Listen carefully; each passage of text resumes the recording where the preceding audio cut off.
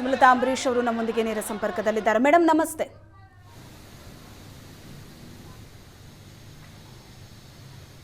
ನಮಸ್ತೆ ಮೇಡಮ್, ಪುನೀತ್ ರಾಜ್ಕುಮಾರ್ ಅವರನ್ನ ಚಿಕ್ಕವರು ಇರಬೇಕಾದ್ರಿಂದಲೂ ನೀವು ನೋಡ್ಕೊಂಡು ಬಂದಿದ್ದೀರಿ. ಪುನೀತ್ ರಾಜ್ಕುಮಾರ್ ಅವರ ಬಗ್ಗೆ ಹೇಳಬೇಕು ಅಂದ್ರೆ ನಿಮಗೆ ತಟ್ಟಂತ ನೆನಪಾಗೋದೇನು? ಯಾಕಂದ್ರೆ ಈ ವಿಷಯ ಎಲ್ರಿಗೂ ಬಹಳ ದೊಡ್ಡ ಶಾಕ್ ಕೊಟ್ಟಿದೆ. ನಿಮಗೆ ಗೊತ್ತಾಗಿದ್ದು ಯಾವಾಗ ಮೇಡಮ್?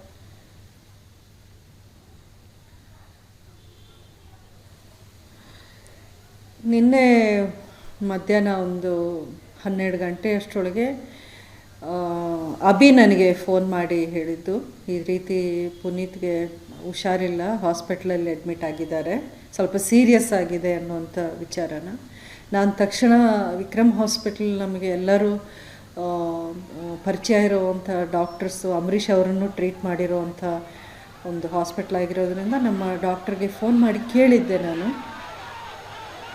ಇಲ್ಲ, ಪರಿಸ್ಥಿತಿ ಸ್ವಲ್ಪ ಸೀರಿಯಸ್ ಆಗೇ ಇದೆ ಅನ್ನುವಂಥ ಮಾತನ್ನು ಹೇಳಿದ್ರು. ಬಟ್ ಆದ್ರೂ ಈ ಒಂದು ವಿಪರ್ಯಾಸ ಆಗುತ್ತೆ ಅನ್ನೋದು ಆ ಟೈಮಲ್ಲೂ ನಾನು ಒಂದು ಕಲ್ಪನೆಯಲ್ಲೂ ನಾನು ಅಂದ್ಕೊಳ್ಳೋಕ್ಕೆ ಸಾಧ್ಯನೇ ಇಲ್ವಲ್ಲ.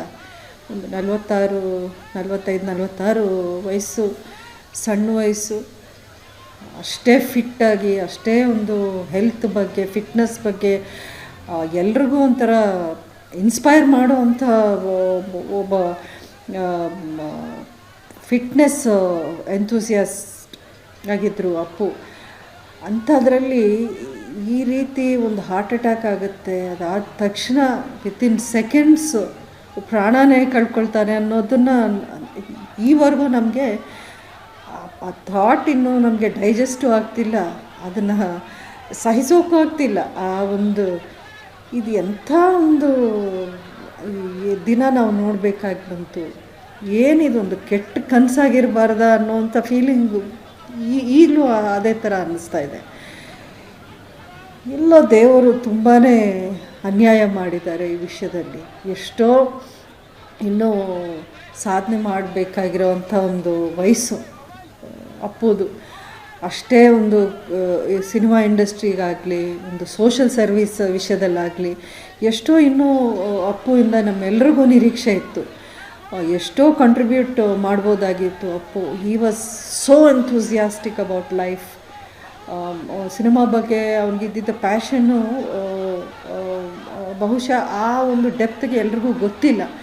ಯಾಕೆಂದರೆ ಆ ಹೋಮ್ ಥಿಯೇಟ್ರಲ್ಲಿ ಎಲ್ಲ ಕಡೆಯಿಂದನೂ ಬೇರೆ ಬೇರೆ ಲ್ಯಾಂಗ್ವೇಜ್, ಪ್ರಪಂಚದಲ್ಲಿ ವರ್ಲ್ಡ್ ಸಿನಿಮಾ ಅಂತೀವಲ್ಲ, ಬೇರೆ ಬೇರೆ ಲ್ಯಾಂಗ್ವೇಜ್ ಸಿನಿಮಾಗಳನ್ನ ತರಿಸ್ಕೊಂಡು ಹೊಸ ಹೊಸ ಸಿನಿಮಾಗಳು, ಎಕ್ಸ್ಪೆರಿಮೆಂಟಲ್ ಸಿನಿಮಾಗಳು ಎಲ್ಲ ಕಡೆ ಮಾಡೋದನ್ನು ಅವರು ನೋಡಿ ತುಂಬ ಸಂತೋಷ ಪಡ್ತಿದ್ರು. ಅಟ್ ದ ಸೇಮ್ ಟೈಮ್ ನಾವು ಈ ರೀತಿ ಎಕ್ಸ್ಪೆರಿಮೆಂಟ್ ಮಾಡೋಕ್ಕಾಗಲ್ವಲ್ಲ ಅನ್ನೋವಂಥ ಒಂದು ಸಣ್ಣ ಇದಿತ್ತು ಅವ್ರಿಗೆ, ಡಿಸ್ಸ್ಯಾಟಿಸ್ಫ್ಯಾಕ್ಷನ್ ಸಿನಿಮಾ ಬಗ್ಗೆ. ಹಾಗೆ ಅದಕ್ಕೇ ಹಿ ಸ್ಟಾರ್ಟೆಡ್ ಪ್ರೊಡ್ಯೂಸಿಂಗ್ ಒಂದು ಮೈತ್ರಿ ಅನ್ನೋ ಸಿನಿಮಾ. ಸ್ವಲ್ಪ ಅಂದರೆ ಕಮರ್ಷಿಯಲ್ ಸಿನಿಮಾನ ಬಿಟ್ಟು ಒಳ್ಳೆ ಸಿನಿಮಾನೂ ಮಾಡಬೇಕು ಅನ್ನೋದು ನಿಜಕ್ಕೂ it is a tremendous achievement ಆ ಏಜಲ್ಲಿ ಅವ್ರು ಮಾಡಿರೋದು. ಆ್ಯಂಡ್ ಅದೊಂದು ಕಡೆ ಆದರೆ ನಮಗೆಲ್ಲ ಒಂದು ನಮ್ಮ ಪ್ರೀತಿಯ ಹುಡುಗ ಅಪ್ಪು, ಅಂದರೆ ಚಿಕ್ಕ ವಯಸ್ಸಿಂದ ನಾವು ನೋಡ್ಕೊಂಡು ಬಂದಿರೋವಂಥ ಹುಡುಗ. ಸೇಮ್ ಆ ನೇಚರ್, ಆ ಸ್ವಭಾವ ಇದೆಯಲ್ಲ, ಅಷ್ಟೇ ಸಿಂಪಲ್ಲು, ಅಷ್ಟೇ ಪ್ಲೀಸಿಂಗ್ ಪರ್ಸ್ನಾಲಿಟಿ. ಅಪ್ಪುನ ಇಷ್ಟಪಡದೆ ಬಹುಶಃ ಯಾರೂ ಇರಲ್ಲ. ಎಲ್ಲರ ಹತ್ರನೂ ಅದೇ ಹಂಬಲ್ನೆಸ್ಸು, ಅದೇ ಹ್ಯೂಮಿಲಿಟಿ. ಐ ಥಿಂಕ್ ಅದು ಅಪ್ಪುದು ಗ್ರೇಟೆಸ್ಟ್ ಸ್ಟ್ರೆಂತ್ ಅದೇ ಇತ್ತು. ಯಾರ ಹತ್ರ ನಾವು ದೊಡ್ಡವರು ಸಣ್ಣವರು, ಈ ಬೇರೆ ಇಂಡಸ್ಟ್ರಿ ಅಥವಾ ಎಲ್ಲಿಂದ ಬರ್ತಾ ಇದ್ದಾರೆ ಅದು ಯಾವುದನ್ನು ನೋಡ್ತಿಲ್ಲ Appu. He was always the same simple person with everybody. ಯಾರೇ ಇದ್ರೂ ಆ ಒಂದು ಆ ಕಲ್ಚರ್ ಇದೆಯಲ್ಲ, ಅವರು ಬೆಳೆದು ಬಂದ ಒಂದು ಆ ಸಂಸ್ಕಾರ ತುಂಬ ತುಂಬ ತುಂಬ ಅದು it was a great thing to see in somebody like him. ಯಾಕೆಂದರೆ ಒಬ್ಬ ಮಹಾನ್ ಕಲಾವಿದನ ಒಂದು ಕುಟುಂಬದಿಂದ ಬಂದವರು ಅಪ್ಪು.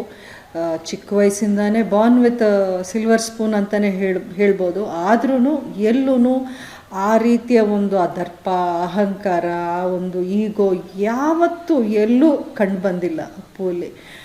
ಆ್ಯಂಡ್ ಇವತ್ತು ಇಂಡಸ್ಟ್ರಿ ಎಲ್ಲ ಒಂದು ರೀತಿಯ ಅಂಧಕಾರದಲ್ಲಿದ್ದೀವಿ ಅಂತ ಅನಿಸುತ್ತೆ. ಇದು ಏನಪ್ಪ ಈ ಥರ, ಇನ್ನೆಷ್ಟು ನೋವು ಕೊಡ್ತೀಯ ಭಗವಂತ ಅಂತ ನಾವು ಪ್ರಶ್ನಿಸಬೇಕಾಗತ್ತೆ. ಅಷ್ಟು ದುಃಖ ಆಗ್ತಿದೆ. ನಿನ್ನೆ ಪಾಪ ಅಶ್ವಿನಿ ಮುಖನ ನೋಡ್ತಾ ಇದ್ದರೆ ಫೇಸ್ ಮಾಡೋಕ್ಕಾಗ್ತಿಲ್ಲ ನಮಗೆ. ಆ ನೋವು, ಆ ಒಂದು ಶಾಕಲ್ಲಿ ಇದ್ರಲ್ಲ ಅವರು. ಯಾವ ಮಾತು ಹೇಳಿದ್ರೆ ಅವ್ರಿಗೆ ನಾವು ಸಮಾಧಾನ ಹೇಳ್ಬೋದು ಹೇಳಿ? ನಾವು ಏನೇ ಹೇಳಿದ್ರು ಅದು ಬರೀ ಮಾತುಗಳಾಗೆ ಉಳಿದೋಗುತ್ತೆ ಬಿಟ್ಟರೆ ಅವರಿಗೆ ಸಮಾಧಾನ ಹೇಳೋ ಒಂದು ಪರಿಸ್ಥಿತಿನೂ ಇಲ್ಲ ಈಗ ಸದ್ಯಕ್ಕೆ. ಆ ಶಕ್ತಿನ, ಆ ಧೈರ್ಯನ ದೇವರೇ ಕೊಡಬೇಕು ಅವ್ರಿಗೆ ಅಷ್ಟೇ. ಈ ಚಿಕ್ಕ ವಯಸ್ಸಲ್ಲಿ ಪಾಪ ಅವರು ಇದನ್ನು ಫೇಸ್ ಮಾಡೋದು ನೋಡಿದ್ರೆ ಆ ನೋವು ಏನು ಅಂತ ನಾನು ಚೆನ್ನಾಗಿ ಅನುಭವ ಇದೆ ನನಗೆ ಗೊತ್ತು ಆ ನೋವು ಯಾವ ರೀತಿ ಇರುತ್ತೆ. ಆ ನೋವಾದಾಗ ಪ್ರಪಂಚದಲ್ಲಿ ನೀವು ಎಷ್ಟೇ ಜನ, ನೀವು ಸ್ನೇಹಿತರಿರ್ಬೋದು, ಆಪ್ತರಿರ್ಬೋದು, ಕುಟುಂಬದ ಸದಸ್ಯರಿರ್ಬೋದು, ಎಲ್ಲರೂ ಧೈರ್ಯ ತುಂಬುವಂಥ ಮಾತುಗಳೇ ಹೇಳ್ತಾರೆ. ಆದ್ರೂ ಆ ನೋವು ಒಬ್ಬರೇ ಅನುಭವಿಸ್ಬೇಕಾಗತ್ತೆ. ಅದನ್ನು ಯಾರು ಹಂಚ್ಕೊಳ್ಳೋಕ್ಕೆ ಸಾಧ್ಯನೇ ಇಲ್ಲ, ಅಂಥ ನೋವಿದು. ಅದಿಷ್ಟು ಚಿಕ್ಕ ವಯಸ್ಸಲ್ಲೇ ಪಾಪ ದೇವರು ಅವ್ರಿಗೆ ಕೊಟ್ಟಿದ್ದಾರೆ ಅಂದರೆ ನಿಜಕ್ಕೂ ಎದೆ ಒಡೆದೋಗಿ ಚೂರು ಆದಂಗೆ ಆಗ್ತಾಯಿದೆ. ಇನ್ನು ಈ ರೀತಿಯ ಒಂದು ನೋವು ಸಾಕಪ್ಪ ಅನ್ನಿಸ್ಬಿಟ್ಟಿದೆ. ಸಾಕಪ್ಪ ದೇವರೇ, ಸಾಕು, ನಮಗೆ ಈ ರೀತಿಯ ನೋವು ಬೇಡ, ಇನ್ನು ಕೊಡಬೇಡ. ಅದು ನಮ್ಮ ಕನ್ನಡ ಚಿತ್ರರಂಗಕ್ಕೆ ಈ ಒಂದು 2 ವರ್ಷದಿಂದ ಅದು ಎಷ್ಟು ಕೆಟ್ಟು ಈ ರೀತಿಯ ಒಂದು ಮೂಮೆಂಟ್ಸ್ ನಾವು ನೋಡಿಕೊಂಡು ಬರ್ತಾ ಇದ್ದೀವಿ. ಸಣ್ಣ ವಯಸ್ಸಲ್ಲೇ ಈ ರೀತಿ ನಮ್ಮನ್ನು ಬಿಟ್ಟು ಹೋಗ್ತಿದ್ದಾರೆ. ನಮ್ಮ ಒಂದು ಈ ಪಾಪ್ಯುಲರ್ ನಟರಾಗಿರ್ಬೋದು, ಒಳ್ಳೆಯ ಒಂದು ಹ್ಯೂಮನ್ ಬೀಯಿಂಗ್ಸ್ ಆಗಿ ಅಂತ ಹೇಳ್ಬೋದೇನೋ. ಇದಕ್ಕೆ ನಮಗೆ ಒಂದು ಆನ್ಸರ್ಸೇ ಸಿಗ್ತಿಲ್ಲ, ಏನಕ್ಕೆ ಈ ರೀತಿ ಆಗ್ತಿದೆ. ನಮಗೆ ಅನ್ಯಾಯ ಆದಂಗೆ ನಮಗೆ ಅನ್ನಿಸ್ತಾ ಇದೆ. ಎಸ್, ಎಲ್ಲರ ಪ್ರಶ್ನೆ ಕೂಡ ಇದು, ಈ ಸಾವು ನ್ಯಾಯವಾ ಅಂತ. ಕಳೆದೊಂದು ವರ್ಷದಿಂದ ನಾವು ನೋಡ್ತಾ ಇದ್ದೀವಿ, ಸಾಲಾಗಿ ಚಿರು ಆಯಿತು, ಸಂಚಾರಿ ವಿಜಯ್ ಆಯಿತು, ಈಗ ಪುನೀತ್ ರಾಜ್ಕುಮಾರ್ ಅವರು ಸಾಧಿಸಬೇಕಾಗಿದ್ದು ಇನ್ನೂ ಬಹಳಷ್ಟಿತ್ತು. ಅವ್ರ ಕನಸುಗಳು ಕೂಡ ತುಂಬ ಇತ್ತು, ಅವರಿಂದ ಇನ್ನೂ ಅದೆಷ್ಟೋ ಲಕ್ಷಾಂತರ ಜನಕ್ಕೆ ಒಳ್ಳೇದಾಗಬೇಕಾಗಿತ್ತು. ಆದರೆ ವಿಧಿ ಆಟ ಬೇರೆಯೇ ಇತ್ತು. ಮುಂದೆ ಹೇಗೆ ಚಿತ್ರರಂಗ ಹೇಗೆ ಅರಗಿಸ್ಕೊಳ್ಳುತ್ತೆ ಇದನ್ನು ಅಂತ?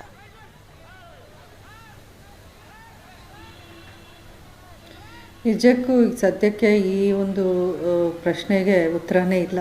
ಯಾಕೆಂದರೆ ಇನ್ನೂ ಯಾರೂ ಇದನ್ನು ಒಂದು ಡೈಜೆಸ್ಟ್ ಮಾಡ್ಕೊಳ್ಳೋ ಅಂಥ ಒಂದು ವಿಷಯನೇ ಅಲ್ಲ ಇದು. ಅಷ್ಟೇ ಒಂದು ಎಲ್ಲರ ಮನೆಯಲ್ಲೂ ಎಲ್ಲರೂ ಬರೀ ಚಿತ್ರರಂಗ ಅಂತ ಮಾತ್ರ ಅಲ್ಲ, ಈ ಅಭಿಮಾನಿಗಳು ಪಾಪ ಅವ್ರು ಪಡ್ತಾ ಇರೋ ನೋವು ನೋಡಿ ಕೋಟ್ಯಾಂತರ ಜನ, ಅದು ಅಪ್ಪು ಮಾಡಿರೋ ಸಂಪಾದನೆ. ಅಂದರೆ ಈ ಚಿಕ್ಕ ವಯಸ್ಸಲ್ಲೇ ಎಂಥ ಒಂದು ಪ್ರೀತಿಯನ್ನು ಗಳಿಸಿದ್ದಾನೆ, ಎಷ್ಟು ಲಕ್ಷಾಂತರ ಕೋಟ್ಯಾಂತರ ಜನ ಅಭಿಮಾನಿಗಳು ಅಲ್ಲಿ ತಂಡವಾಗಿ ಬರ್ತಾ ಇದ್ದಾರೆ ನೋಡೋಕ್ಕೆ. ಅಂದರೆ ಕೊನೆಗೆ ಒಂದೇ ಒಂದು ಸಲನಾದರೂ ನಾವು ಲಾಸ್ಟ್ ಒಂದು ದರ್ಶನ ಪಡೆದು ನಾವು ಹೋಗಬೇಕು ಅನ್ನೋ ಒಂದು ಆಸೆಯಲ್ಲಿ ಬಂದಿರ್ತಾರೆ.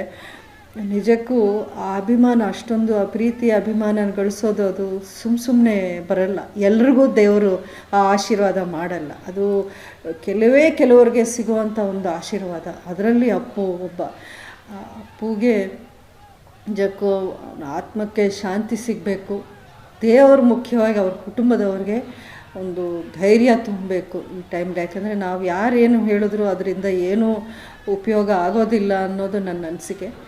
ನಾವೆಲ್ಲರೂ ನೋವಲ್ಲಿದ್ದೀವಿ, ನಾವೆಲ್ಲ ರಾಜಣ್ಣನವರ ಕುಟುಂಬ ಅಂದರೆ ನಾವೆಲ್ಲರೂ ಇರ್ತೀವಿ ಯಾವತ್ತೂ ಜೊತೆಗೆ.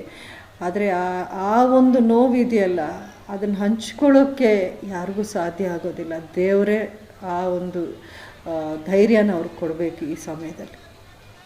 ಎಸ್, ಕನ್ನಡ ಚಿತ್ರರಂಗದ ಸ್ಟಾರ್ ನಟ ಈಗ ಡಾಕ್ಟರ್ ರಾಜ್ಕುಮಾರ್ ಅವರಾಗಲಿ, ಅಂಬರೀಷ್ ಅವರಾಗಲಿ, ವಿಷ್ಣುವರ್ಧನ್ ಅವರಾಗಲಿ, ಅವರ ನಂತರ ಇಡೀ ಕನ್ನಡ ಚಿತ್ರರಂಗವನ್ನು ಇವ್ರುಗಳೇ ನಡೆಸ್ತಾರೆ. ಅವರ ನೆಕ್ಸ್ಟ್ ಜನ್ರೇಷನ್ ಅಂತ ಏನಿತ್ತು, ಈಗ ಅಂಥ ಸ್ಟಾರ್ ನಟನೇ ಇಲ್ಲ, ಅಂಥ ಸ್ಟಾರ್ ನಟನನ್ನೇ ಕಳ್ಕೊಂಡಿದ್ದೀವಿ ಅಂದಾಗ ಒಂದು ಭಯ ಇರುತ್ತೆ, ಒಂದು ದುಃಖ ಇದೆ.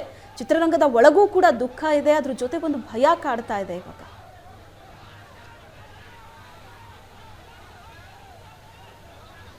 ನಿಜವಾಗ್ಲೂ ಏನು ಬೆಳಗ್ಗೆ ಎದ್ದರೆ ಏನೇನು ನ್ಯೂಸ್ ಕೇಳಬೇಕಾಗಿ ಬರುತ್ತೋ ಅನ್ನೋಂದು ಫೋನು ರಿಂಗ್ ಆದ್ರೇ ಒಂದು ಭಯ ಪಡೋವಂಥ ಒಂದು ಸಂದರ್ಭ ಆಯಿತು ನಿಜಕ್ಕೂ ನಿನ್ನೆಯಿಂದ. ಇದೇನು ಇದು ಫಿಟ್ನೆಸ್, ಈಗ ಎಕ್ಸಸೈಸ್ ಡಾಕ್ಟರ್ಸ್ ಹೇಳ್ತಾರೆ ಎಕ್ಸಸೈಸ್ ಚೆನ್ನಾಗಿ ಮಾಡಬೇಕು, ಫಿಟ್ನೆಸ್ ಇರಬೇಕು, ಎಲ್ಲರೂ ಫಿಟ್ನೆಸ್ ಅನ್ನೋ ಒಂದು ಮಂತ್ರ ಥರ ಅದನ್ನು ಚಾಂಟ್ ಮಾಡ್ತಾ ಇರೋ ಒಂದು ಸಮಯದಲ್ಲಿ ಮತ್ತು ಈಗ ಏನು ಮಾಡಬೇಕು, ಯಾವುದನ್ನು ನಂಬಬೇಕು, ಯಾವುದು ಸುಳ್ಳು ಅಂತ ಅರ್ಥ ಆಗ್ತಿಲ್ಲ ಯಾರಿಗೂ. ಬಟ್ ಖಂಡಿತ ನನಗನ್ನಿಸ್ತಾ ಇದ್ದಿದ್ದು, ನನ್ನ ಅನಿಸಿಕೆ ಮಾತ್ರ, this is only my opinion, ಯಾವುದೇ ಇದ್ರೂ ಫಿಟ್ನೆಸ್ ಆಗೇ ಇರಲಿ ಅಥವಾ ಎಕ್ಸಸೈಸ್ ಇರಲಿ, ಜಿಮ್ ಇರಲಿ, ಒಂದು ಮಾಡ್ರೇಷನಲ್ಲಿ ಮಾಡಬೇಕು. ಪ್ಲಸ್ ಓವರಾಗಿ ಮಾಡುವಾಗ ಏನಾದರೂ ಒಂದು ಸಣ್ಣ ಒಂದು ಡಿಸ್ಕಂಫರ್ಟ್ ಅನ್ನಿಸ್ಬೇಕಾದ್ರೆ ತಕ್ಷಣ ಅದನ್ನು ನಿಲ್ಲಿಸ್ಬಿಡಬೇಕು ಆ್ಯಂಡ್ ಇಮ್ಮಿಡಿಯೇಟ್ಲಿ ಹಾಸ್ಪಿಟ್ಲಿಗೆ ಹೋಗಬೇಕು, ಡಾಕ್ಟರ್ನ ಕನ್ಸಲ್ಟ್ ಮಾಡಬೇಕು. ಈ ವಿಷಯದಲ್ಲಿ ವಯಸ್ಸು ಅಂತ ನೋಡೋಂಗಿಲ್ಲ ಇನ್ಮೇಲೆ. ಯಾಕೆಂದರೆ ಚಿರು ವಿಷಯದಲ್ಲಾಗಲಿ ಅಪ್ಪು ವಿಷಯದಲ್ಲಾಗಲಿ ನೋಡೋದು ಬಂದರೆ it is not about age alone, ಅದು ಯಾವುದೇ ಒಂದು ಏಜಲ್ಲೂ ಆಗ್ಬೋದು ಅನ್ನೋದಕ್ಕೆ ಇವೆರಡೂ ನಮಗೆ ಸಿಕ್ಕಿರೋವಂಥ ಒಂದು ಕಹಿಯಾದ ಪಾಠ ಇದು, ಒಂದು ಕಹಿಯಾದ ಪಾಠ. ಸೊ ಇದರಿಂದ ಇರಲಿ ಎಕ್ಸಸೈಸೇ ಇರಲಿ ಓವರಾಗಿ ಮಾಡದೇ ಇರೋದು ಇಟ್ ಇಸ್ ಒಂಥರ ಅಡ್ವೈಸಬಲ್ ಅಂತ ನಾನು ಅಂದ್ಕೊಂಡಿದ್ದೀನಿ. ಯಾಕೆಂದರೆ ಭಯ ಆಗುತ್ತೆ ಇದನ್ನೆಲ್ಲ ನೋಡಬೇಕಾದ್ರೆ.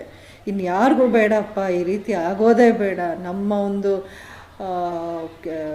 ಪ್ರಿಕಾಷನರಿ ಮೆಷರ್ಸ್, ನಮ್ಮ ಒಂದು ಸೇಫ್ಟಿಲಿ ನಾವು ಇರಬೇಕು ಅಂತ ಅನಿಸುತ್ತೆ.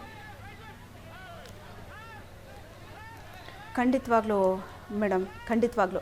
ಈಗ ಪುನೀತ್ ಅಂದ ತಕ್ಷಣ ನಿಮಗೆ ತಟ್ಟಂತ ನೆನಪಾಗೋದೇನು? ಏನಂದರೆ ಪುನೀತ್ ಅವರು ಎಲ್ಲದರಲ್ಲೂ ಪರ್ಫೆಕ್ಟ್ ಇದ್ದರು. ಅವರ ಆ್ಯಕ್ಟಿಂಗ್ ಆಗಲಿ, ಒಬ್ಬ ಕಲಾವಿದನಾಗಿ, ಡ್ಯಾನ್ಸರ್ ಆಗಿ, ಹಾಡುಗಾರನಾಗಿ ಎಲ್ಲದರಲ್ಲೂ ಪರ್ಫೆಕ್ಟ್, ಒಬ್ಬರು ಸಹಾಯ ಮಾಡೋದ್ರಲ್ಲೂ ಪರ್ಫೆಕ್ಟ್. ಸೊ ನಿಮಗೆ ಅವರಲ್ಲಿ ತುಂಬ ಇಷ್ಟವಾದಂತಹ ಗುಣ?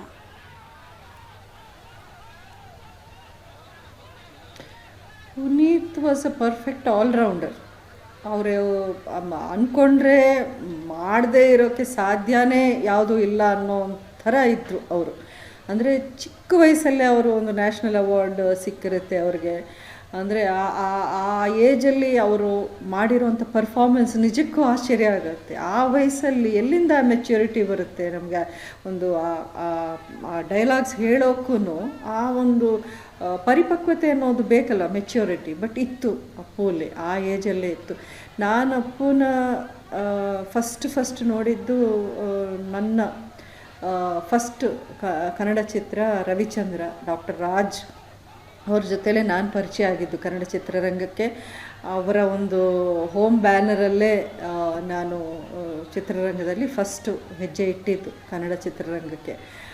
ಆ ಟೈಮಲ್ಲಿ ಶೂಟಿಂಗ್ಗೆ ಪಾರ್ವತಮ್ಮನವ್ರ ಜೊತೆಯಲ್ಲಿ ಅಪ್ಪು ಬರ್ತಾಯಿದ್ದ.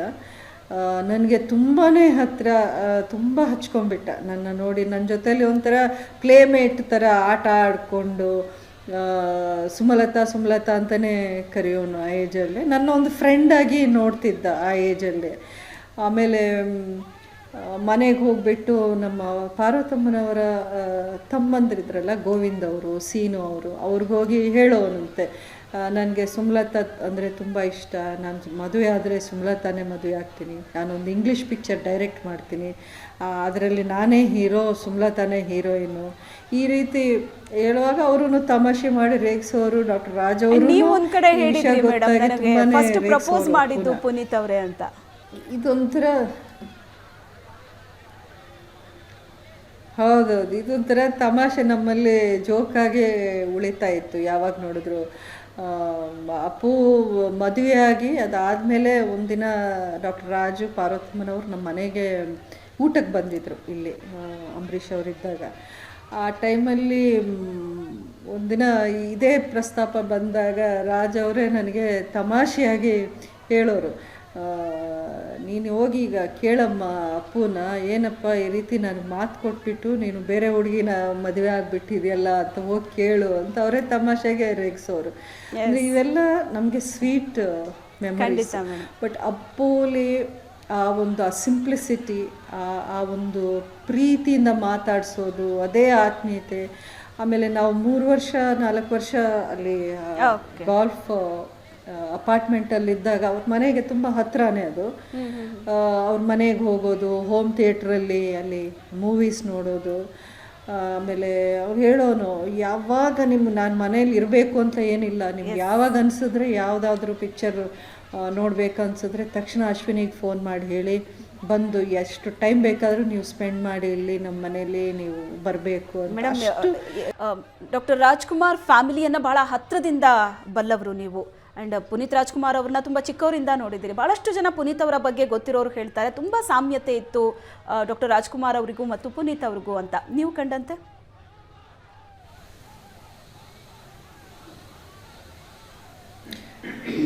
ಡಾಕ್ಟರ್ ರಾಜ್ ಅವರದು ಗ್ರೇಟೆಸ್ಟ್ ಕ್ವಾಲಿಟಿ ಏನಿತ್ತು ಅಂದರೆ ಅವರ ಸಿಂಪ್ಲಿಸಿಟಿ. ಒಂಥರ ಡೌನ್ ಟು ಅರ್ತ್ ಇರಲಿ, ಆ ಗ್ರೇಸ್ಫುಲ್ನೆಸ್. ಅಂದರೆ ಯಾರೇ ಬಂದರೂ ಅಷ್ಟು ಪ್ರೀತಿಯಿಂದ ನಗ್ನಗ್ತಾ ಎಲ್ಲರನ್ನೂ ಒಂದೇ ರೀತಿ ನೋಡ್ಕೊಳ್ಳೋ ಅಂಥ ಒಂದು ಸ್ವಭಾವ ಇತ್ತು. ಅದೇ ಒಂದು ಸಂಸ್ಕಾರ, ಅದೇ ಒಂದು ಕ್ವಾಲಿಟಿ ಅವರು ಮಕ್ಕಳೆಲ್ರಿಗೂ ಐ ಥಿಂಕ್ ಅವರು ಇನ್ಕಲ್ಕೇಟ್ ಮಾಡಿ ಕೊಟ್ಟಿದ್ದಾರೆ. ಅದೇ ರೀತಿ ಅಪ್ಪುನೂ ಅಷ್ಟೇ, ತುಂಬಾ ಒಂದು ಸರಳ, ಸಿಂಪಲ್, ಕಾಂಪ್ಲಿಕೇಶನ್ಸೇ ಇಲ್ಲ ಆ ಒಂದು ಪರ್ಸ್ನಾಲಿಟಿಲಿ. ಎಷ್ಟು ಸಿಂಪಲ್ಲಾಗಿರ್ಬೋದು ಒಬ್ಬ ಸೂಪರ್ ಸ್ಟಾರ್ ಅನ್ನೋದಕ್ಕೆ he was a shining example ಅಂತ ಹೇಳ್ಬೋದು ಅಪ್ಪು ಬಗ್ಗೆ. ಆ್ಯಂಡ್ ಅಂಬರೀಷ್ ಅವ್ರನ್ನ ಕಂಡ್ರೆ ಅಷ್ಟೇ ಪ್ರೀತಿ, ಅಷ್ಟೇ ಅಭಿಮಾನ. ಅಂಬೆ ಮಾಮ ಅಂತ ಚಿಕ್ಕ ಮಕ್ಕಳ ಥರ ಆಗಿಬಿಡೋರು ಅಂಬರೀಷ್ನ ನೋಡಿದ್ರೆ. ಯಾಕೆಂದರೆ ಅವ್ರನ್ನೂ ಅದೇ ರೀತಿ ರೇಗಿಸಿ ಜೋಕ್ ಮಾಡಿ ಒಂಥರ ಖುಷಿಯಾಗಿ ಇರಿಸೋರು ಅಂಬರೀಷ್ ಎಲ್ಲಿ ಹೋದ್ರೂ. ಸೊ ಅಂಬರೀಷ್ನ ಕಂಡ್ರೆ ಎಲ್ರಿಗೂ, ಡಾಕ್ಟರ್ ರಾಜ್ ಅವ್ರಿಗಷ್ಟೇ ಅಲ್ಲ, ಎಲ್ಲ ಮಕ್ಳಿಗೂ, ಶಿವಣ್ಣ ಇರ್ಬೋದು, ರಾಘಣ್ಣ ಇರ್ಬೋದು, ಅಪ್ಪು ಮೇನ್ಲಿ, ಬಿಕಾಸ್ ಎಲ್ಲರಿಗಿಂತ ಚಿಕ್ಕವನಾಗಿರೋದ್ರಿಂದ ಚಿಕ್ಕ ಮಗು ಥರನೇ ಇರೋನು ಅಂಬರೀಷ್. ಮುಂದೆ ಕೂರ್ತಾನೂ ಇರಲಿಲ್ಲ. ಅಷ್ಟೊಂದು ಆ ರೆಸ್ಪೆಕ್ಟು, ಆ ಕಲ್ಚರ್ ಇದೆಯಲ್ಲ, ನಿಜಕ್ಕೂ ಗ್ರೇಟ್. ಎಷ್ಟು ನಮ್ಮ ಇವತ್ತು ಹೃದಯ ಎಷ್ಟು ಭಾರ ಆಗ್ತಿದೆ ಅಂದರೆ, ಅಪ್ಪು ಇನ್ನಿಲ್ಲ ಅನ್ನೋವಂಥ ಮಾತು ಹೇಳೋದೇ ತುಂಬ ನಮಗೆ ಕಷ್ಟ ಆಗ್ತಿದೆ. ಅದು ನಂಬೋಕ್ಕೂ ಇನ್ನೂ ಆಗ್ತಿಲ್ಲ. ಎಲ್ಲೋ ಇದ್ದಾನೆ ಅಪ್ಪು, ಎಲ್ಲೋ ಶೂಟಿಂಗ್ ಮಾಡ್ಕೊಂಡಿದ್ದಾನೆ. ಸಮ್ಟೈಮ್ಸ್ ವಾಟ್ಸಪ್ಪಲ್ಲಿ ನಾವಿಬ್ಬರು ಹಳೆ ಫೋಟೋಸ್ ಸಿಕ್ಕಿದಾಗ, ಅಂದರೆ ನನ್ನ ಆಲ್ಬಮಲ್ಲಿ ಸಿಕ್ಕಿರ್ಬೋದು ಅಥವಾ ಇಂಟರ್ನೆಟ್ಟಲ್ಲೆಲ್ಲಾದರೂ ಅವ್ರಿಗೆ ಸಂಬಂಧಪಟ್ಟಿದ್ದು ನಮ್ಮ ಮನೆಗೆ ಬಂದಾಗ, ಅಥವಾ ಅಭಿದು ಚಿಕ್ಕ ವಯಸ್ಸು ಅವ್ರ ಜೊತೇಲಿ, ರಾಜ್ ಅವ್ರ ಜೊತೇಲಿ ಇದ್ದಂಥ ಫೋಟೋಸ್ ಆಗಿರಲಿ, ಅಪ್ಪು ನಮ್ಮ ಮನೆಗೆ ಬಂದಾಗ ಬೇರೆ ಬೇರೆ ಸ್ಟಾರ್ಸ್ ಜೊತೆ, ರಜನಿ ಅವರು, ಚಿರಂಜೀವಿ ಅವ್ರ ಜೊತೇಲಿ ಇದ್ದಂಥ ಸಂದರ್ಭಗಳಲ್ಲಿ ತೆಗೆದಿರೋ ಫೋಟೋಸ್ ಅಲ್ಲಲ್ಲಿ ಸಿಗೋದು ನಮಗೆ, ರೇರ್ ಫೋಟೋಸು. ಅದನ್ನು ನಾನು ಕಳಿಸ್ಕೊಟ್ಟಾಗ he used to be very happy. ಇಂಥ ಒಂದು ಫೋಟೋಸ್ ನಿಜವಾಗ್ಲೂ ನಮ್ಮ ಮೆಮರೀಸ್ಗೆ ಇದಕ್ಕಿಂತ ಒಂದು ಒಳ್ಳೆ ಇದಿಲ್ಲ, ಥ್ಯಾಂಕ್ ಯು ಮೇಡಮ್ ಅಂತ ತುಂಬಾ ಅದು ಇಮ್ಮಿಡಿಯೇಟ್ಲಿ ರೆಸ್ಪಾಂಡ್ ಮಾಡೋರು ಅಪ್ಪು. ಯಾವತ್ತು ನಾನೊಂದು ದೊಡ್ಡ ಸ್ಟಾರ್ ಮಗ ನಾನು ಅನ್ನೋ ಒಂದು ಎಲ್ಲೂ ಇರಲಿಲ್ಲ ಅಪ್ಪುಲಿ. He was a perfect gentleman, perfect husband, perfect father, perfect son, perfect actor, dancer, singer, ಎಲ್ಲದರಲ್ಲೂ ಪರ್ಫೆಕ್ಷನ್ ಇತ್ತು ಅಪ್ಪುಗೆ. And he had lot of dreams. ಇನ್ನು ಎಷ್ಟೋ ಮಾಡಬೇಕು, ಎಷ್ಟೋ ಕಂಟ್ರಿಬ್ಯೂಟ್ ಮಾಡಬೇಕು ಅನ್ನೋವಂಥ ಆಸೆ, ಕನಸು ಇಟ್ಕೊಂಡು ಇದ್ದ ಅಪ್ಪು ಇಷ್ಟು ಬೇಗ ದೇವರು ಕರ್ಕೊಂಡು ಹೋಗಿರೋದು ತುಂಬ ಅನ್ಯಾಯ. ಮೇಡಮ್, ನೀವು ಯಾವಾಗ ಅವ್ರ ಹತ್ರ ಲಾಸ್ಟ್ ಮಾತಾಡಿದ್ದು, ಮೀಟ್ ಮಾಡಿದ್ದು ಯಾವಾಗ?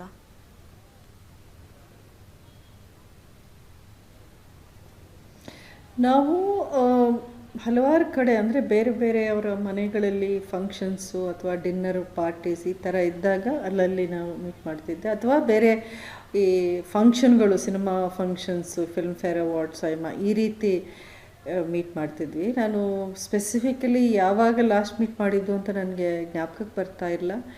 ಬಹುಶಃ ಸರೋಜಮ್ಮನ ಮನೆಯಲ್ಲಿ ಅವತ್ತೊಂದು ಬರ್ತ್ಡೇ ಫಂಕ್ಷನ್ ಇತ್ತು, ಆವತ್ತು ಲಾಸ್ಟ್ ಟೈಮ್ ಅಂತ ಅನಿಸುತ್ತೆ ನನಗೆ. ರೀಸೆಂಟ್ಲಿ ನಾನು ಮೀಟ್ ಮಾಡಿದ್ದು ಅಂದರೆ ಅವರೊಂದು ಊಟ ಇಟ್ಕೊಂಡಿದ್ರು, ಆ ಟೈಮಲ್ಲಿ ಅಪ್ಪನೂ ಬಂದಿದ್ದರು.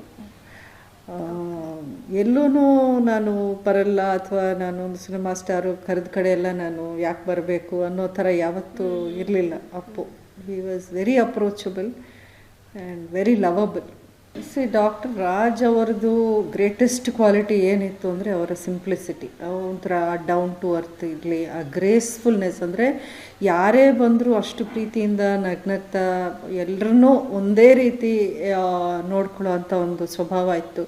ಅದೇ ಒಂದು ಸಂಸ್ಕಾರ, ಅದೇ ಒಂದು ಕ್ವಾಲಿಟಿ ಅವರು ಮಕ್ಕಳೆಲ್ರಿಗೂ ಐ ಥಿಂಕ್ ಅವರು ಇನ್ಕಲ್ಕೇಟ್ ಮಾಡಿ ಕೊಟ್ಟಿದ್ದಾರೆ. ಅದೇ ರೀತಿ ಅಪ್ಪುನೂ ಅಷ್ಟೇ, ತುಂಬಾ ಒಂದು ಸರಳ, ಸಿಂಪಲ್, ಕಾಂಪ್ಲಿಕೇಶನ್ಸೇ ಇಲ್ಲ ಆ ಒಂದು ಪರ್ಸ್ನಾಲಿಟಿಲಿ.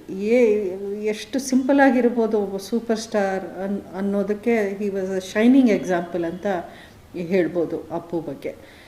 ಆ್ಯಂಡ್ ಅಂಬರೀಷ್ ಅವ್ರನ್ನ ಕಂಡ್ರೆ ಅಷ್ಟೇ ಪ್ರೀತಿ, ಅಷ್ಟೇ ಅಭಿಮಾನ. ಅಂಬೆ ಮಾಮ ಅಂತ ಚಿಕ್ಕ ಮಕ್ಕಳ ಥರ ಆಗಿಬಿಡೋರು ಅಂಬರೀಷ್ನ ನೋಡಿದ್ರೆ. ಯಾಕೆಂದರೆ ಅವ್ರನ್ನೂ ಅದೇ ರೀತಿ ರೇಗಿಸಿ ಜೋಕ್ ಮಾಡಿ ಒಂಥರ ಖುಷಿಯಾಗಿ ಇರಿಸೋರು ಅಂಬರೀಷ್ ಎಲ್ಲಿ ಹೋದ್ರೂ. ಸೊ ಅಂಬರೀಷ್ನ ಕಂಡ್ರೆ ಎಲ್ರಿಗೂ, ಡಾಕ್ಟರ್ ರಾಜ್ ಅವ್ರಿಗಷ್ಟೇ ಅಲ್ಲ, ಎಲ್ಲ ಮಕ್ಳಿಗೂ, ಶಿವಣ್ಣ ಇರ್ಬೋದು, ರಾಘಣ್ಣ ಇರ್ಬೋದು, ಅಪ್ಪು ಮೇನ್ಲಿ, ಬಿಕಾಸ್ ಎಲ್ಲರಿಗಿಂತ ಚಿಕ್ಕವನಾಗಿರೋದ್ರಿಂದ ಚಿಕ್ಕ ಮಗು ಥರನೇ ಇರೋನು ಅಂಬರೀಷ್. ಮುಂದೆ ಕೂರ್ತಾನೂ ಇರಲಿಲ್ಲ. ಅಷ್ಟೊಂದು ಆ ರೆಸ್ಪೆಕ್ಟು, ಆ ಕಲ್ಚರ್ ಇದೆಯಲ್ಲ, ನಿಜಕ್ಕೂ ಗ್ರೇಟ್. ಎಷ್ಟು ನಮ್ಮ ಇವತ್ತು ಹೃದಯ ಎಷ್ಟು ಭಾರ ಆಗ್ತಿದೆ ಅಂದರೆ, ಅಪ್ಪು ಇನ್ನಿಲ್ಲ ಅನ್ನೋವಂಥ ಮಾತು ಹೇಳೋದೇ ತುಂಬ ನಮಗೆ ಕಷ್ಟ ಆಗ್ತಿದೆ. ಅದು ನಂಬೋಕ್ಕೂ ಇನ್ನೂ ಆಗ್ತಿಲ್ಲ. ಎಲ್ಲೋ ಇದ್ದಾನೆ ಅಪ್ಪು, ಎಲ್ಲೋ ಶೂಟಿಂಗ್ ಮಾಡ್ಕೊಂಡಿದ್ದಾನೆ. ಸಮ್ಟೈಮ್ಸ್ ವಾಟ್ಸಪ್ಪಲ್ಲಿ ನಾವಿಬ್ಬರು ಹಳೆ ಫೋಟೋಸ್ ಸಿಕ್ಕಿದಾಗ, ಅಂದರೆ ನನ್ನ ಆಲ್ಬಮಲ್ಲಿ ಸಿಕ್ಕಿರ್ಬೋದು ಅಥವಾ ಇಂಟರ್ನೆಟ್ಟಲ್ಲೆಲ್ಲಾದರೂ ಅವ್ರಿಗೆ ಸಂಬಂಧಪಟ್ಟಿದ್ದು ನಮ್ಮ ಮನೆಗೆ ಬಂದಾಗ, ಅಥವಾ ಅಭಿದು ಚಿಕ್ಕ ವಯಸ್ಸು ಅವ್ರ ಜೊತೇಲಿ, ರಾಜ್ ಅವ್ರ ಜೊತೇಲಿ ಇದ್ದಂಥ ಫೋಟೋಸ್ ಆಗಿರಲಿ, ಅಪ್ಪು ನಮ್ಮ ಮನೆಗೆ ಬಂದಾಗ ಬೇರೆ ಬೇರೆ ಸ್ಟಾರ್ಸ್ ಜೊತೆ, ಅದರ ರಜನಿ ಅವರು, ಚಿರಂಜೀವಿ ಅವ್ರ ಜೊತೇಲಿ ಇದ್ದಂಥ ಸಂದರ್ಭಗಳಲ್ಲಿ ತೆಗೆದಿರೋ ಫೋಟೋಸ್ ಅಲ್ಲಲ್ಲಿ ಸಿಗೋದು ನಮಗೆ, ರೇರ್ ಫೋಟೋಸು.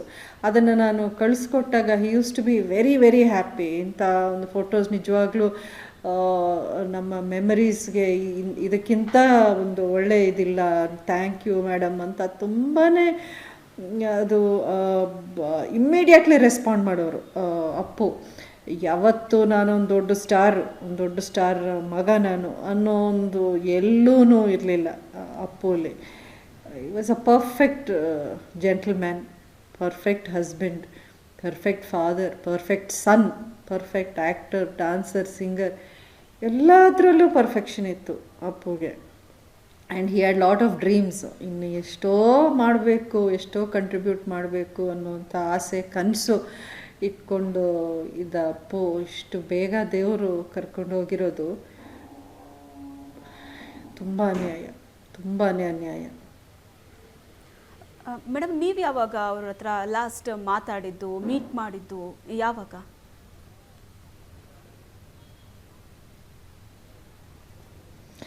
ನಾವು ಹಲವಾರು ಕಡೆ, ಅಂದರೆ ಬೇರೆ ಬೇರೆ ಅವರ ಮನೆಗಳಲ್ಲಿ ಫಂಕ್ಷನ್ಸು ಅಥವಾ ಡಿನ್ನರು ಪಾರ್ಟೀಸ್ ಈ ಥರ ಇದ್ದಾಗ ಅಲ್ಲಲ್ಲಿ ನಾವು ಮೀಟ್ ಮಾಡ್ತಿದ್ದೆ. ಅಥವಾ ಬೇರೆ ಈ ಫಂಕ್ಷನ್ಗಳು, cinema functions, film fair awards, ಈ ರೀತಿ ಮೀಟ್ ಮಾಡ್ತಿದ್ವಿ. ನಾನು ಸ್ಪೆಸಿಫಿಕಲಿ ಯಾವಾಗ ಲಾಸ್ಟ್ ಮೀಟ್ ಮಾಡಿದ್ದು ಅಂತ ನನಗೆ ಜ್ಞಾಪಕಕ್ಕೆ ಬರ್ತಾ ಇಲ್ಲ. ಬಹುಶಃ ಸರೋಜಮ್ಮನ ಮನೆಯಲ್ಲಿ ಅವತ್ತೊಂದು ಬರ್ತ್ಡೇ ಫಂಕ್ಷನ್ ಇತ್ತು, ಆವತ್ತು ಲಾಸ್ಟ್ ಟೈಮ್ ಅಂತ ಅನಿಸುತ್ತೆ ನನಗೆ.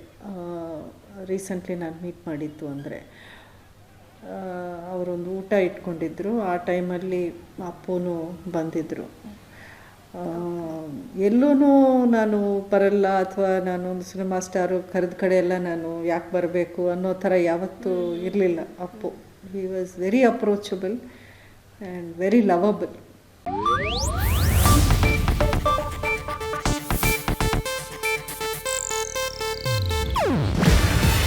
ಇದು ಏಷ್ಯಾನೆಟ್ ನ್ಯೂಸ್ ನೆಟ್ವರ್ಕ್ ಪ್ರಸ್ತುತಿ. ನೀವು ನೋಡ್ತಿದ್ದೀರಾ ಏಷ್ಯಾನೆಟ್ ಸುವರ್ಣ ನ್ಯೂಸ್.